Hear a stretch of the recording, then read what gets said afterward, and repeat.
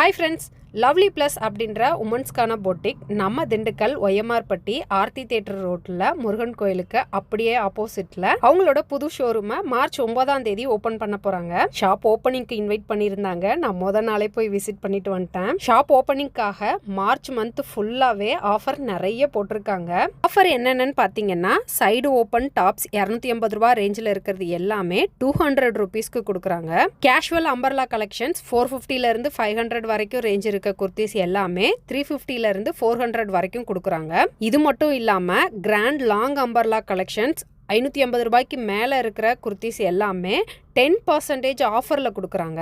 Branded 4-வே leggings 7 piece எடுத்தால் 1000 ரூபாய்க்கு கொடுக்குறாங்க. நிறைய நல்ல ஆஃபர்ஸாக இருக்குல்ல.